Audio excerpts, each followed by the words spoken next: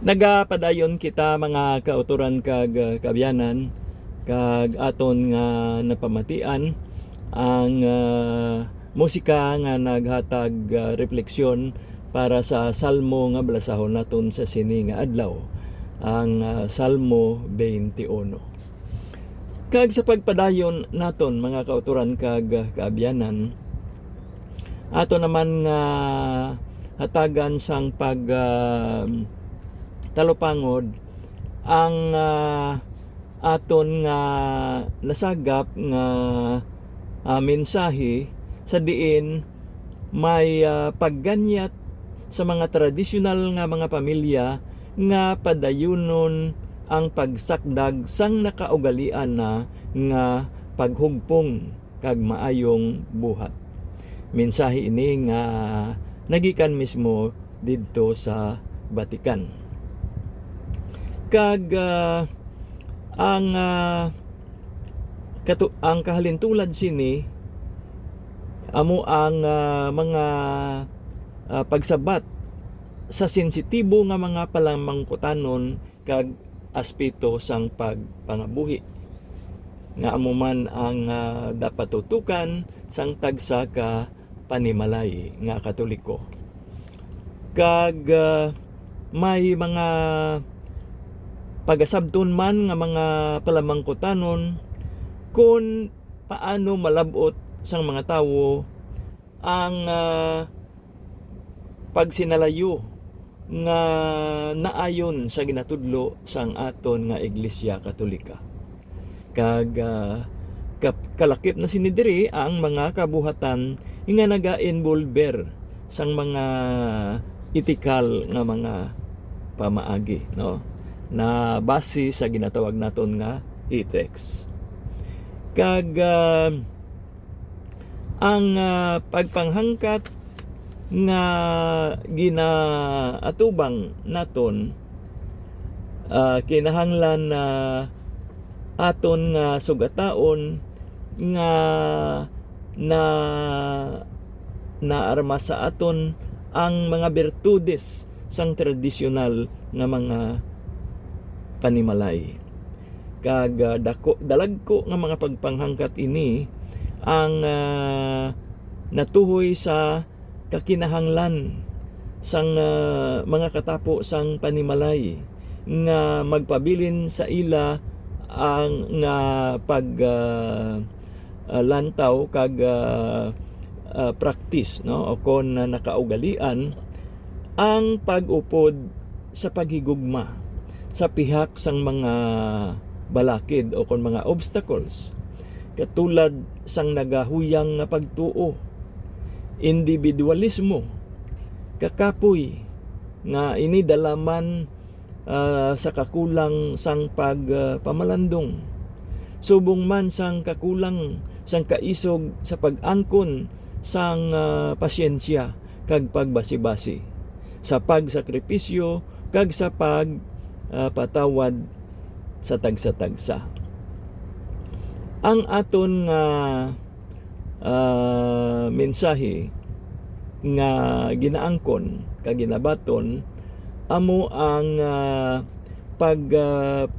padungog sa mga ginikanan nga nagatatap sa ila may mga kapansanan nga mga kabataan, sa mga pamilya nga nagaantos sang kapagaduhon kag kabudlay nga dala sang pagpaamulya sa iban nga mga duog sang ila nga mga katapo, kag sa mga kababayen-an nga biktima sang hindi maayo nga mga kabuhatan katulad sang human trafficking. Gani nga ang aton nga mga opisyalis sang simbahan naga-remind gid sa aton, nagapahayag gid sila nga luyag sang aton Ginoong Hesukristo nga ang iya simbahan mangin isa ka balay nga may bukas nga mga ganhaan, agud pirmi mag-amuma sa kada isa sa aton. Kag ang aton mismo nga mga awtoridad sang simbahan na katalupangod man sang kamatuuran nga may mga mag-asawa nga napaslawan nga ipakigbato ang ilang sinumpaan sa ilang pagtambi palad. Gani nga ang resulta sini amo ang ila pagsulod sa lain naman nga pagtambi palad. Kag ini nga buhat nagaresulta sa komplikado kag problemado nga sitwasyon. Isa ka sitwasyon nga makabig naton hindi Kristiyano nga pagpili. Gani ang mga mensahe nga ginapahayag sa aton ang nagatumod sa mga buluhaton sang Kristiyano nga pamilya nga dapat sila mangin modelo sang tradisyonal nga paghumpong. Dapat silibrahon naton ang mapinangamuyoon nga Kristiyanong pamilya bilang isa ka gamay nga tuburan sang espiritu kag sagrado nga pag-updanay sa gugma. Walay katulad kag walay katapusan sa pihak sang mga pagtilaw kag kabudlay nga tuman nga ginaatubang. Okay, no? Malipot ini nga mensahe nga aton nga na pakigambitan gikan mismo sa isa naton ka source online nga didto ini mismo nauna nga napabutyag sa mga ginasunod naton nga mga online portals nga nabasi man didto sa Vatican mismo. Kag samtang nagahilapit na mga kauturan kag kaabyanan ang tinion sang pagtakop naton sang sini nga edisyon sang aton programa sa kahanginan, ang inspirasyon sa mga senior citizens, aton nga pagasambiton ang pagpangamuyo sang para sa panimalay. Sa ngalan sang Amay, sang Anak kag sang Espiritu Santo. Amen. O Amay namon, nagapasalamat kami para sa tanan namon nga kabataan kag kaapuhan. Sila mahal namon. Ginoo, imo nakilala ang ila mga tagipusoon.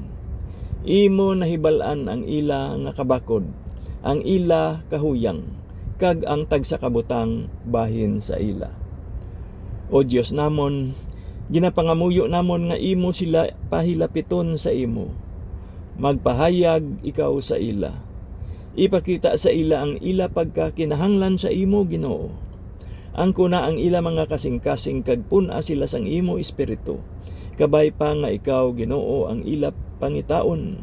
Labaw pa sang sa tanan nga butang nga sa ila pagbugtaw sa aga kag pagtulog sa gabi, yara ikaw sa ila panghuna-huna kag tagipusoon. Kag kun diin sila magkadto o kun ano man ang ila hilikuton, makitaan nila ikaw. In Jesus' name, Amen. Sa ngalan sang Amay, sang Anak kag sang Espiritu Santo. Amen.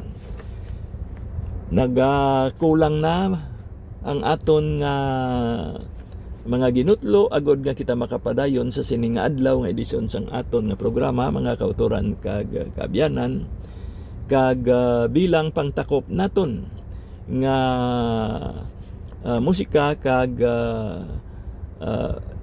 lakip na ang pagpangamuyo, aton hatagan refleksyon ang Salmo 71. Kag yari na ang aton nga pagpamati.